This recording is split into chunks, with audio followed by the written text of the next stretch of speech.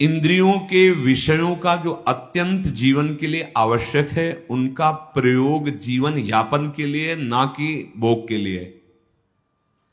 जब हम भोजन पाते हैं तो रसेंद्रिय और प्राणों के पोषण का विषय है, मेरा नहीं है। अगर मेरा मैं पाता हूं ऐसा मान के तो उसका आप भोग कर रहे हैं, आप फंस जाएंगे उसकी आसक्ति में, आपको स्वाद फंसा लेगा, रसेंद्री बिगड़ जाएगी आपकी। प्रत्याहार कहते हैं अपने अपने विषयों के साथ संबंध न रहने पर इंद्रियों का चित्त के अनुसार हो जाना, अर्थात हमारे चित्त में जो भगवत चिंतन चल रहा है वो चल रहा है, हमसे आहार विहार आदि की जो क्रियाएं हैं वो हो रही, उनके सुख स्वाद की तरफ हमारा आकर्षण नहीं, ये प्रत्याहार है। अगर आपका भगवत विस्मरण हो रहा है तो आप जिस इंद्रिय की क्रिया में हैं आप उसका सुख भोग रहे हैं, ये आपकी साधना में बाधा पहुंचा देगी। पा रहे हैं प्रसाद जय लाडली जी की, और नाम चल रहा है, नाम के चिंतन में चित्त से नाम नहीं हट रहा है तो आपको कोई फंसा नहीं पाएगा। अगर इंद्री जो विषय का संयोग कर रही उसी में आप तन्मय हो रहे हैं तो आप फंस रहे हैं, आप साधना में बाधा खड़ी कर रहे हैं। धारणा हमारी पुष्ट होनी चाहिए, श्यामा श्याम के सिवा कोई मेरा नहीं, मेरे चित्त की स्थिति एकमात्र श्यामा श्याम के भरोसे, श्यामा श्याम के आश्रय में, श्यामा श्याम की ही चिंतन में, इसे कहते धारणा। और ये धारणा जिसकी सिद्ध हो जाती है वो श्यामा श्याम में हो जाता है। मन बुद्धि चित्त हम सब श्यामा श्याम में। धारणा बहुत उत्तम स्थिति है। स्वप्न में भी जागृत में भी हर समय अपने आराध्य देव छाए रहते हैं। महाप्रभु कह रहे जागृत स्वप्न सुसुप्ति स्फुरत में राधा पद, ये धारणा। चित्त वृत्ति का आराध्य देव में तैल धारावत जाना उसे ध्यान कहते हैं। जैसे आजकल ध्यान का मतलब ना समझने का कारण ऐसा लगता, कुछ देर आंख मूंद के बैठे, एसी चल रही बड़े अनुकूल शांत एकदम बैठे, आप शांत रह ही नहीं सकते। अंदर देखो, आप बाहर से आंख मूंद ली ऐसे बैठ गए, उसे शांति कहते हैं क्या? आपका मन शांत, आपकी चित्त वृत्ति शांत, कोई संकल्प विकल्प नहीं हो रहा, उसे शांत कहते हैं। ये कब होगा? जब तैल धारावत चित्त की स्थिति चित्त चोर प्रभु में होगी। नाम जप करते करते रूप की झलक आ गई, संपूर्ण चित्त वृत्ति घसीट गई प्रभु की तरफ, उसे ध्यान कहते हैं। इसीलिए हम प्राय ध्यान पर जोर न देके नाम ध्यान की बात कहते हैं। राधा, तो यही राधा नाम, राधा रूप प्रकाशित करेगा। जब रूप, तो फिर ध्यान धरना नहीं पड़ेगा। हर समय उठते बैठते चलते फिरते वो ध्यानस्थ रहेंगे प्रभु। तो चित्त वृत्ति का ध्येय पदार्थ में तैल धारावत स्थिर रहने का नाम ध्यान है। कुछ देर बैठ के आंख मूंदा हो, लेकिन ध्यान किसे कहते हैं? तैल धारावत अखंड वृत्ति अपने आराध्य देव में लगी हुई। ये ध्यान चलते फिरते उठते बैठते खाते पीते हर समय। समाधि, जब ध्यान परिपुष्ट हो जाता है तो ध्याता ध्यान और ध्येय की त्रिपुटी मिट जाती है। मैं ध्यान रूपी क्रिया, ध्येय प्रभु, उनमें कर रहा हूं, अभी ध्यान नहीं होगा। मैं ध्याता, जो ध्यान क्रिया ध्येय में कर रहा हूं, अभी ध्यान नहीं लगा। जब ध्यान लगेगा तो ध्याता और ध्यान दोनों लय हो गए, केवल ध्येय रह गया। ध्येय केवल प्रभु, मैं प्रभु का ध्यान कर रहा हूं ऐसा नहीं, केवल प्रभु ही प्रभु। उसी स्थिति को समाधि कहते हैं, उसे समाधि कहते हैं। जब मैं ध्यान कर रहा हूं, ध्याता ध्यान रूपी क्रिया ध्येय के प्रति, तब तक जब मैं और ध्यान क्रिया दोनों का लय हो गया, केवल ध्याता है, उसे समाधि कहते हैं। ये दो प्रकार की होती, सबीज और निर्बीज। सबीज में त्रिपुटी के न रहने पर सूक्ष्म संस्कार रहते हैं, हमें ध्यान हो रहा है सूक्ष्मता से। निर्बीज में बिल्कुल नहीं, केवल वही ब्रह्माकार वृत्ति, या भगवदाकार वृत्ति या श्यामा श्याम में। जीवन का परम लाभ इसी जन्म में प्रिया प्रीतम के सानिध्य को प्राप्त करना। शरीर रहते तो आपका ये जो सत्संग में श्रवण मनन है, इसे निष्ठापूर्वक अपने हृदय में उतारें और नाम न छूटने पावे। नाम ही सब स्थितियां ला देगा, प्रमाद की कोई गुंजाइश न रहने पावे। हम लोग बहुत प्रमादी हैं, बड़ी छूट दे देते हैं मन बुद्धि को, इसलिए बड़ा अंतराय होता है। फिर ऐसा लगता है इस मार्ग में सुख ही नहीं है, फिर भाग पड़ते हैं संसार की तरफ। बहुत धोखा हो गया, बहुत बड़ी हम पराजय को प्राप्त हो गए। यदि प्रभु का मार्ग छूट गया तो पता नहीं किस जन्म में किस कल्प में मिलेगा। इसलिए सावधान होकर निरंतर एक एक क्षण प्रभु के चिंतन मनन में लगाएं।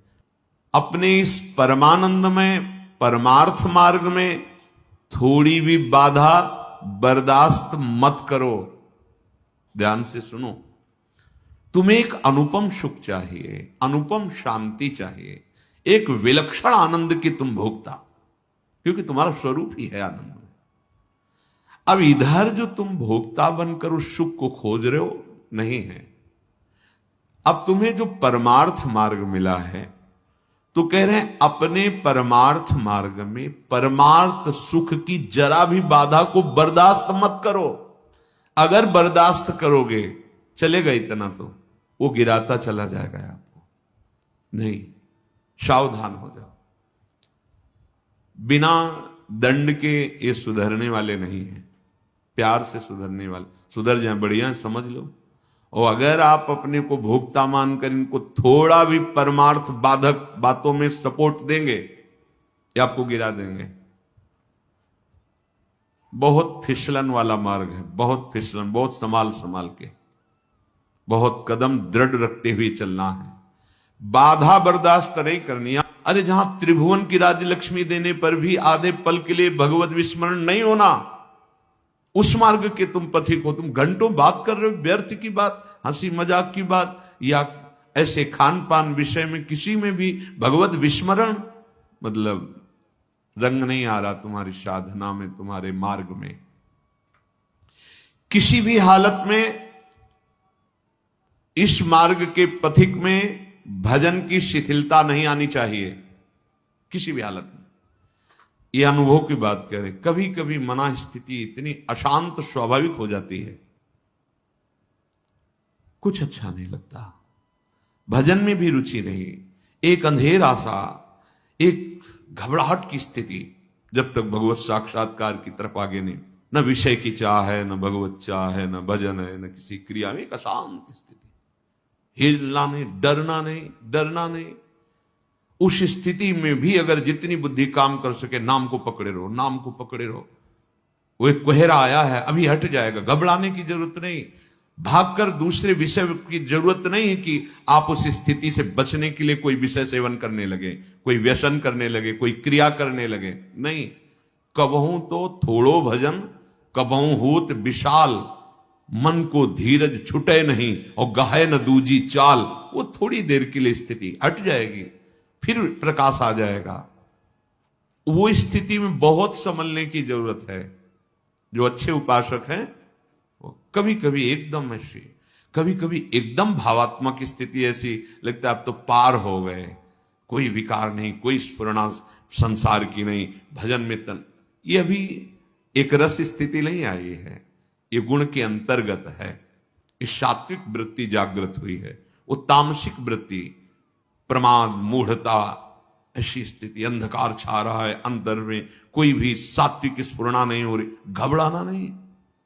अभी त्रिगुणातीत रस नहीं मिला है, धैर्य पूर्वक आगे चलते। इसीलिए बिना सत्संग के साधक लड़खड़ा जाता है, गिर पड़ता है, क्योंकि वो ऐसी स्थिति आती, फिर उसे किसी न किसी के संग की जरूरत होती।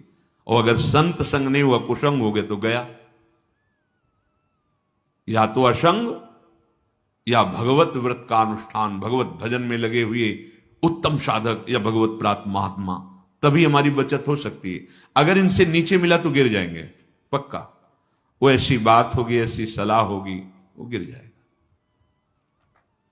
अपने निर्दोष साधन को बिना किसी भय, संकोच, लोक लज्जा, अपने साधन में लोक लज्जा भी नहीं।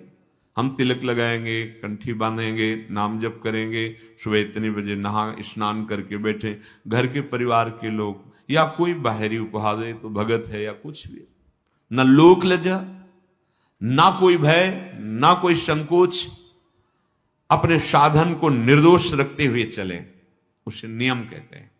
जो आपको नियम मिला है, दिनचर्या मिली,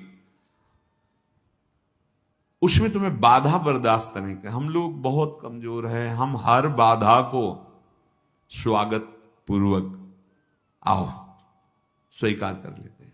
भजन छूटा, सद्बुद्धि छूट रही, हम मनोरंजन में लगे। अरे भाई, यही अवसर है मन भंजन का, यही अवसर है इंद्रियों को समाहित करके भगवत स्वरूप में लगाने का। अब आप बर्दाश्त कर रहे हो विघ्न, तो आप जानो फिर क्या हो सकता है, क्योंकि आपकी स्वीकृति है। बहुत बहुत बहुत सावधानी की जरूरत। साधन में कहीं बाहरी दिखावा भी ना आ जाए, ये भी ध्यान रखें। कहीं बाहर लोगों को ये दिखाने के लिए कि हम भगत हैं। देखो, अभी पहले कहा, लज्जा नहीं, संकोच नहीं, भय नहीं, अपनी दिनचर्या बिल्कुल, वो भगवत रिझावे के लिए, जगत रिझावे के लिए नहीं।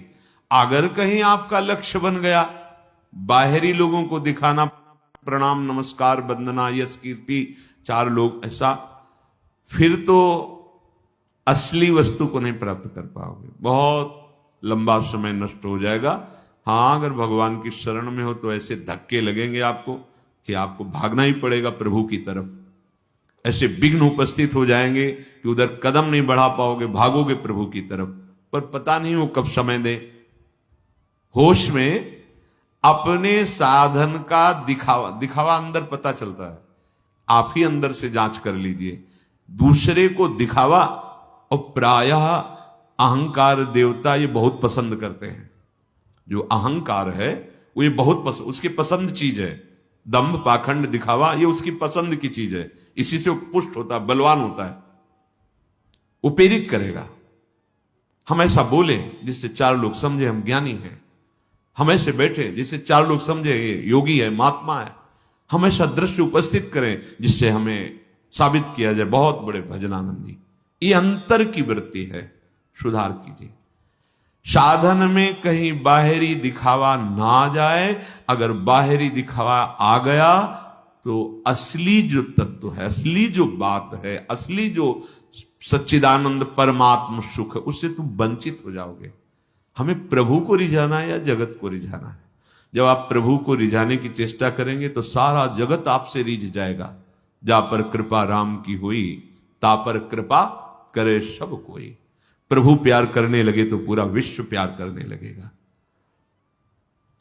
अंदर से ये देखते रहो, बिल्कुल शुद्ध परमार्थ की बात है। अंदर से देखो, जब आप अंदर से सच्चे साधन में लगे हो, बाहर से तुम्हें कोई कहे ना पाखंडी, दम्भी, दिखावा, ये वो, मुस्कुराहट आएगी। जब आप अंदर से दम्भ कर रहे हो, फिर तुम्हें कोई दम्भी कहेगा तो तुम गाली दोगे, लड़ जाओगे, निंदा करने लगोगे। ये पहचान है कि दम्भ है तुम्हारे अंदर, उसको बुरा लगा। जैसे कोई निंदा कर रहा है तो आपके कान में पड़ा, तो सबसे पहले बुद्धि का कार्य होता है, वो तुरंत जांच करेगी। अगर सत्य मार्ग में चल रहे हो, ये जो बोला गया कोई लक्षण है अंदर, पूरी जांच कर, नहीं ठीक है, प्रभु की बड़ी कृपा है, मुस्कुराया, चल दिया, उसको बुरा है ना। जैसे आप गोरे हैं, आपको कहे काला कलूटा, तो आप नाराज हो जाएंगे क्या? क्योंकि आपको पता है आप गोरे हैं, आप नहीं नाराज होंगे। और काला कलूटा है और उससे कहे भी है कि क्या यार गोरे हो तुम, उसको बुरा लगेगा क्योंकि वो नहीं गोरा है। ऐसे ही यदि सच्चाई से तुम भगवत मार्ग में चल रहे हो और तुम्हें कोई कह रहा है कामी है, क्रोधी है, लोभी है, पाखंडी, दम्भी है, तो आपको पता है ना कि गुरु कृपा से ऐसे इन दोषों का शांत, प्रसन्न, आपके अंदर उत्तेजना नहीं पैदा होगी। और यदि है तो आप ये साबित करने के लिए कि नहीं है, आप लड़ पड़ेंगे। आप, ये अंदर की बात है, सूक्ष्म बात है। आप बहुत सुंदर सुंदर पदार्थ खा के निकले हैं और बाहर कोई कह रहा है ऐंठ के चल रहा, भूखों मरता है, हमें पता है, तो आपको क्या होगा? हंसी आएगी कि अभी अभी तो खीर पूड़ी सब पाके आ रहे हैं, ये तो ऐसा बोल रहा है। अच्छा ठीक है।